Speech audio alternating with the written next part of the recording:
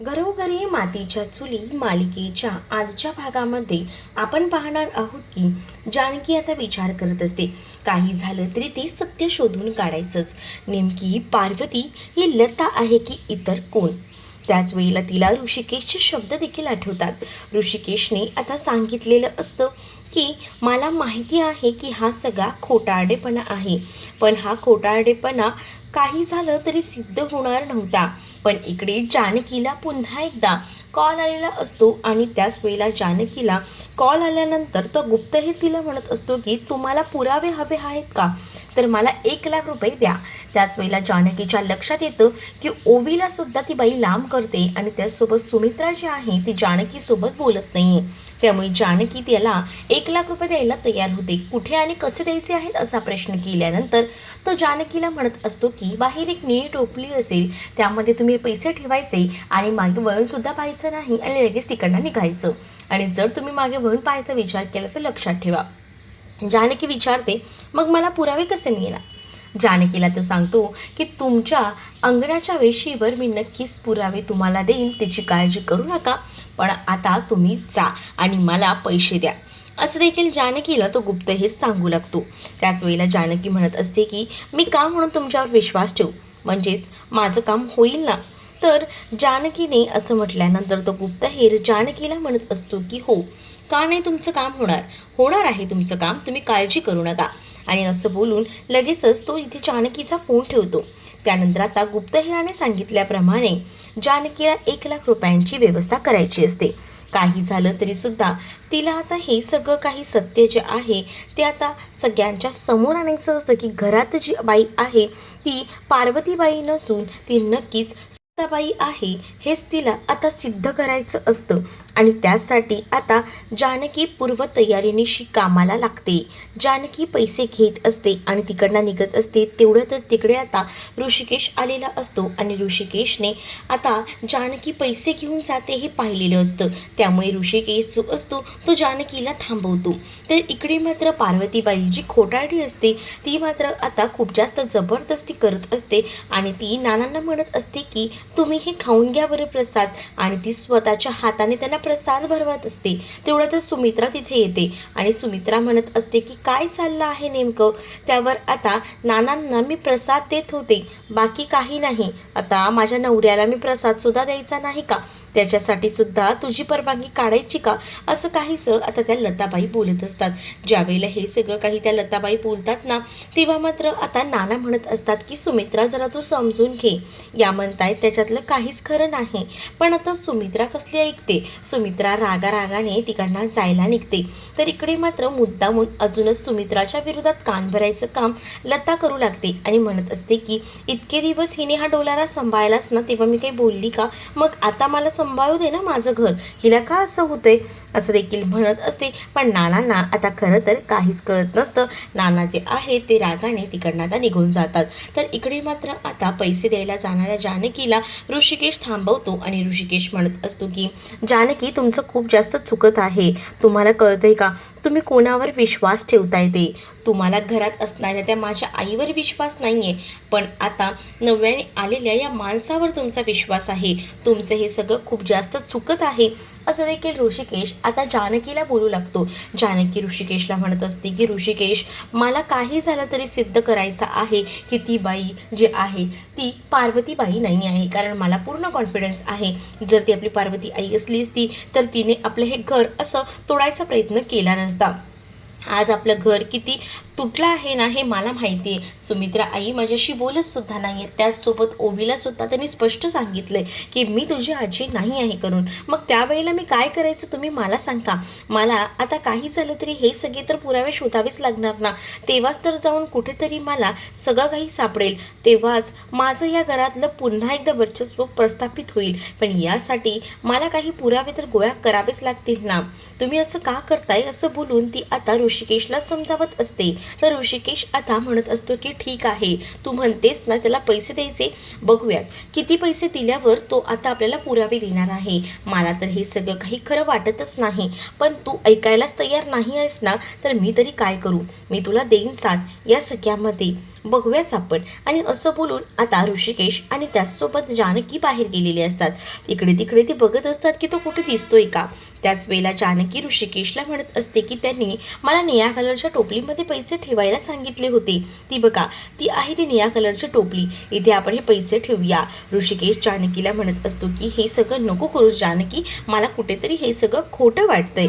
पण जानकी आता ऐकायला तयार नसते. जानकी म्हणत असते की नाही, मला असं वाटते की या सगळ्यामुळे मला पुरावे मिळतील आणि त्यामुळे हे पैसे इथे ठेवणं मला गरजेचं वाटते. असं देखील आता जानकी बोलत असते आणि ऋषिकेशला समजावते. तर त्यावर ऋषिकेश म्हणत असतो की बरं ठीक आहे, देते पैसे माझ्याकडे, मी ठेवतो. आता त्यानंतर जानकी म्हणत असते की तुम्ही ठेवू नका, माझ्यासोबत चला, फक्त मी तिथे पैसे ठेवते. आता जानकीने असं म्हटल्यानंतर ऋषिकेश जानकीसोबत ते पैसे ठेवायला जातो. त्याच वेळेला आता जेव्हा जानकी पैसे ठेवते त्यावेळेला ऋषिकेश नेमका मागे वळून पाहतो. त्यामुळे तो त्या गुंडाला पकडायला चाललेला असतो, पण तो गुप्तहेर जो असतो तो पळून जातो.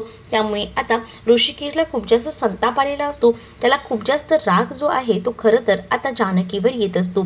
तर आता गुप्तहेर ह्याने सांगितलेलं असतं की मागे वळून पाहायचं नाही आणि मला पकडायचा सुद्धा विचार करायचा नाही, आणि तसंच झालेलं असतं. आणि म्हणूनच त्याने आता जानकीला फोन केलेला असतो आणि तो म्हणत असतो की तुम्ही हे खूप चुकीचं केलेलं आहे. तुम्हाला मी सांगितलं होतं की मागे वळून पाहायचं नाही, पण तरीसुद्धा तुम्ही तेच केलं. आता तुम्हाला पुरावा काही मिळणार नाही आहे. जेव्हा तुम्ही पुन्हा मला 1,00,000 द्याल ना, तेव्हा आपण पुराव्यांचं बघू, असं देखील तो जानकीला म्हणतो. जानकीला तर धक्का बसतो. जानकी म्हणते की तुम्ही असं का म्हणताय, परंतु तेवढ्यातच तिथे ऋषिकेश येतो आणि ऋषिकेश जो आहे तो जानकीवर प्रचंड भडकतो. जानकीला म्हणत असतो की तुला मी किती वेळा सांगितलं आहे असं कोणावर विश्वास ठेवू नकोस. बघितलंस ना, 1,00,000 नुकसान झालंच ना, त्याने दिलेत का तुला पुरावे, ठेवलेत का तुझ्यासाठी पुरावे, सांग मला फक्त. तर मी लताबाई आपल्या घरात आल्या आहेत आणि त्या खोट्या आहेत हेच तर सिद्ध करणार होते. पण आता खूप जास्त चिडलेला असतो तो म्हणजे ऋषिकेश. ऋषिकेश म्हणत असतो की आता खूप झालं, माझ्या आईला एकतर किती वर्षानंतर ती या घरात आली आणि तू उगाच तिच्यावर खोटे नाटे आरोप करून तिला या घरातनं बाहेर काढायचा प्रयत्न करतेस. आणि असं बोलून तो खूप जास्त भडकतो आणि निघून जातो. तर इकडे आता लगेचच आलेली असते ती म्हणजे पार्वती, म्हणजे जी खोटी लता. ती आता जानकीला म्हणत असते की काय चाललंय जानकी, आणि इतक्या रात्री तू कुठे फिरत आहेस. बाईने कधीही 7च्या नंतर घराबाहेर पडायचं नसतं आणि मी तुला सांगते कुठेही जायचं नाही आहे अंधारामध्ये, असं बोलून ती आता जानकीवर सुनेचा हक्क गाजवत असते. तर आता जानकी देखील शांत न बसता तिला आता चांगलं सुनावत म्हणत असते की कोण तुमची सून आणि कोण काय, मी तुमची सून वगैरे काहीच नाही आहे, त्याच्यामुळे माझ्यावर हक्क गाजवायचा प्रयत्न करू नका.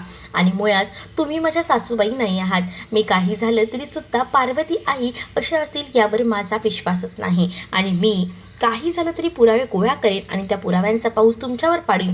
तेव्हा मग बघा काय होतंय ते. मग त्या वेळेला तुम्ही विचार करा की काय करायचं आणि काय नाही ते. पण बघा ती वेळ लवकरच येईल असं देखील ती रागारागात आता तिला बोलत असते. आणि ज्या वेळेला ती आता हे सगळं काही रागारागात बोलते तेव्हा मात्र इथे जी आपली पार्वती असते ती म्हणत असते की काय चाललंय तुझं नेमकं, सारखं सारखं काय आहे की तुम्ही पार्वती नाही आहे, लता आहे, लता आहे, हे सगळं थांबव आता जानकी. पण आता जानकी म्हणत असते हे तेव्हाच थांबेल जेव्हा माझ्याकडनं पुरावे येतील आणि तुम्हाला मी या घराच्या बाहेर काढेल. लक्षात ठेवा, तुम्हाला मी असं सहजासहजी सोडणार नाही, असं देखील रागारागात आता ती म्हणत असते. जेव्हा हे सगळं काही ती रागारागात म्हणत असते तेव्हा आता खूप जास्त त्रास जो आहे तो इथे त्या लताला होत असतो. तिला कळून चुकलेलं असतं की आता आपलं काही खैर नाही. त्यामुळे ती आता खूप जास्त घाबरलेली असते. त्या प्रसंगात तिला काय करावं आणि काय नाही हे समजतच नाही. त्याच वेळेला आता पुढे आपल्याला पाहायला मिळतं की जी लता असते ती आता आपली बाजू मांडण्याचा प्रयत्न करत असते, पण तिच्याने काहीसुद्धा होऊ शकत नाही. तर इकडे आता जी जानकी असते ती रूममध्ये जाते आणि रूममध्ये जाऊन ती आता ऋषिकेशकडे पाहते. तर ऋषिकेश बिचारा निवांत झोपलेला असतो. ज्या वेळेला ऋषिकेश झोपलेला असतो तेव्हा आता जानकी विचार करते की खरंच माझं कुठे चुकतंय का. जेव्हा आपला जोडीदार आपल्यासोबत बोलणार नाही ना, तेव्हा तर खरी त्या नात्याची किंमत कळते. आणि ऋषिकेशने असं जर केलं ना तर खूप मोठा प्रॉब्लेम होऊ शकतो. काही झालं तरी ऋषिकेशला माझी साथ सोडायला नको आहे, असं देखील आता ती म्हणू लागते. तर इकडे मात्र खूप जास्त घाबरलेली ती लता आता म्हणत असते की काही झालं तरी मला ना इकडनं आता निसटायला हवं, कारण त्या जानकीने मला सांगितलेलं आहे ती की पुरावे घेऊन येणार आहे आणि त्या पुराव्याचा पाऊस ती माझ्या अंगावर पाडणार आहे. मग मी काय करू? या सगळ्यामध्ये अडकण्यापेक्षा ना त्यापेक्षा मी आताच माझं सामान घेते आणि इकडनं तातडीने निघते असं ती आता म्हणू लागते. त्यावर सारंगसुद्धा तिला समजवायचा प्रयत्न करत असतो की तो म्हणत असतो की नका असं काही करू, आता कुठे आपला खेळ सुरू झाला आहे आणि तितक्यातच तुम्ही खेळ संपवू नका. पण ती म्हणत असते की नाही नाही, मला आता इथे जास्त वेळ थांबता येणार नाही, कारण त्या जानकीने मला सरळ सरळ ओपन चॅलेंज दिलेलं आहे आणि ती जानकी काहीसुद्धा करू शकते, कारण तिच्या डोळ्यामधला तो राग मी पाहिला आहे असं देखील आता इकडे ती म्हणत असते. ज्यावेळेला ते सगळं काही म्हणत असतानाच ऐश्वर्या जी आहे ती 1,00,000 रुपये त्या बाईच्या समोर ठेवते आणि म्हणत असते की आता बोला, आता काय करायचं आहे ते. आणि त्याच वेळेला ते पैसे बघितल्यानंतर या लताबाईची लगेचच आता नियत बिघडते आणि ती म्हणत असते की पण हे पैसे तर मी घेते, पण मला भीती वाटते. त्याच वेळेला आता ती म्हणत असते की ऐश्वर्या तिला की बघ, एक गोष्ट लक्षात ठेवा, कितीही काही झालं ना तरी घाबरायचं नसतं. घाबरलात ना तर अजून जास्तीचा पैसा कमवू शकणार नाहीत. आता कुठेतरी गेम सुरू झाला आहे आणि ती कुठून आणणार आहे तुमच्या विरुद्ध पुरावे? तिच्याकडे कोणतेही पुरावे नाही आहेत. तुम्ही आहात या लताबाई, या मी आणि त्याचसोबत आजी सोडलं ना तर कोणालाच माहीत नाही आहे. त्यामुळे आता तुम्ही काळजीच करू नका. मला माहिती आहे की काही झालं तरीसुद्धा आपल्यामधलंच हे सिक्रेट आपल्यामध्येच असणार, ती काहीच पुरावे शोधून आणणार नाही. तर सारंग आता विचारत असतो की हे पैसे तुम्ही कुठून आणले? तर सारंगला ती सांगत असते की मी माझ्या मावस बहिणीकडनं उसने घेतलेले आहेत, काय करणार, या बाईला द्यायचे होते ना. आणि असं बोलून ती आता आपला विषय बदली करत असते. त्याच वेळेला आता सारंगला ती म्हणत असते की काही झालं ना तरीसुद्धा मला या घरातलं या जानकीचं स्थान आता घालवायचं आहे आणि तिथे मला स्वतःला ऑब्झर्व करायचं आहे, कारण आतापर्यंत खूप सहन केले या जानकीमुळे, पण आता नाही. या जानकीला तिची जागा दाखवून मी तेव्हा शांत बसणार आहे असं देखील आता ती म्हणत असते. तर पुढे जाऊन आता त्या असणाऱ्या लताबाईंना सुद्धा सांगते की तुमचं सत्य ती कधीही बाहेर काढू शकणार नाही, त्याबद्दल कोणतीही काळजी करू नका. तुम्ही तुमचं काम बजावत राहा.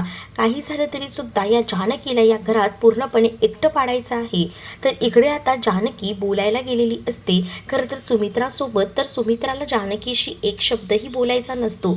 जानकी बिचारी आई आई अशा हाका मारत असते, पण आता काहीसुद्धा ऐकायला इकडे मात्र सुमित्रा तयार नसते. आता ज्यावेळेला जानकी तिला सासूबाई अशी हाक मारते तेव्हाच जाऊन तिथे सुमित्रा थांबते. सुमित्रा म्हणत असते की अशीच हाक मला मारायची सासूबाई म्हणून, कारण मी काही झालं तरी तुझी आता आई राहिलेली नाही आहे, मी तुझी सासूबाई आहे. आणि त्याच वेळेला आता जानकी म्हणत असते की काय झालं आहे आई की तुम्ही माझ्यावर चिडला आहात?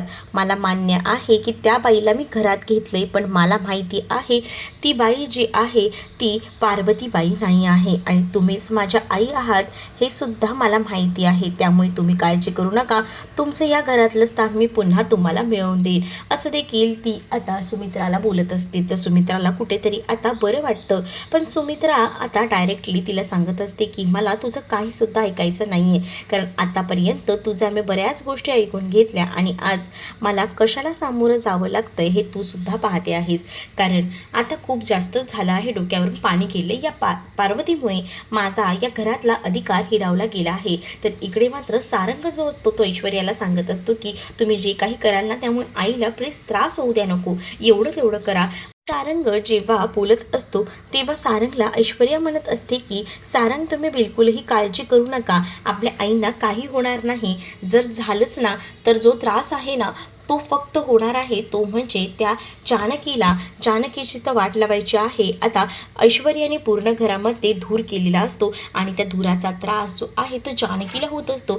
जानकीच्या घरात रूमचं जे दार असतं ते सुद्धा बाहेरून कोणीतरी लावतं आणि त्यामुळे बिचारी जानकी ओरडत असते की प्लीज दार उघडा, प्लीज दार उघडा, पण ते दार उघडलं जात नसतं. तर इकडे जानकीला जे आहे ते तिथे बसवलं जातं आणि जानकी आता पार्वतीच्या पायाला तेल लावून देत असते. तेवढ्यातच इकडे ऐश्वर्या जी आहे ती स्टंटबाजी करून आता त्या बाईलाच म्हणजे सुमित्राला बाहेर काढते आणि त्याच वेळेला आता सुमित्राच्या मनात चांगल्या सुनेचं स्थान प्रस्थापित करते ऐश्वर्या.